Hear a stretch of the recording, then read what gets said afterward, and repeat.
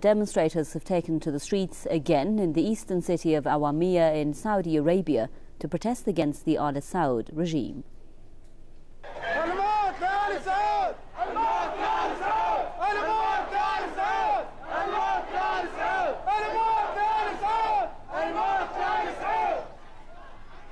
The demonstrators chanted slogans against the ruling monarch and denounced the suppression of protests in the country. They showed solidarity with Hussein al-Rabi'i, an activist who's been arrested by regime forces. The protesters also called for his immediate release. Since February 2011, protesters have held demonstrations on an almost regular basis in Saudi Arabia. They've been calling for the release of all political prisoners, freedom of expression and assembly, and an end to widespread discrimination. Mohsen Saleh is a professor with the Lebanese University with us now live from Beirut. Let's get his thoughts on the situation in Saudi Arabia. Now, Professor Saleh, first of all, how serious are you seeing the protests that are taking place in Saudi Arabia? Some people may be suggesting that they're not as serious, for instance, as they were in Egypt or as they were in Tunisia. Well, it's true that the situation is different between Egypt, Tunisia and Saudi Arabia, but it's true also that the regime in Saudi Arabia is from the medieval ages, and backwardness, illiteracy and the crackdown, all these bad, corruption, everything bad in Saudi Arabia actually.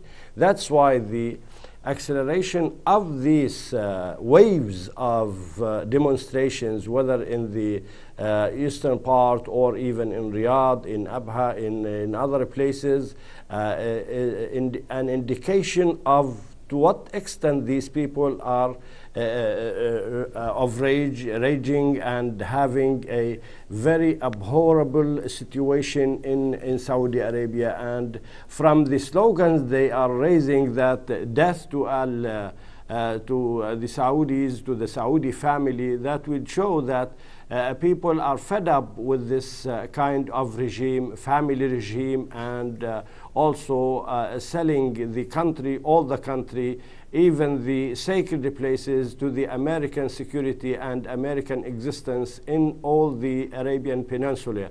And I guess the Saudis will continue this.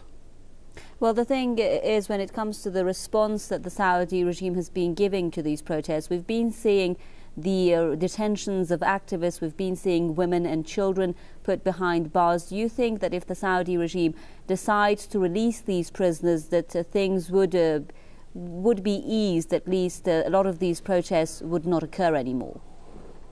Well, freeing some prisoners, whether from the women detainees or from the children, would not appease the people, because the situation is more complicated than what we see. I guess the fire is under the ash, and the situation will deteriorate when it will find its ambience and circumstances. And I guess the situation is very encouraging towards people achieving their aspirations, their promises, their dreams of freedom from such dictatorship and despotism in Saudi Arabia. And it's about time for all the kinds or classes or sects of the people in Saudi Arabia to meet and constitute a new wave of political and religious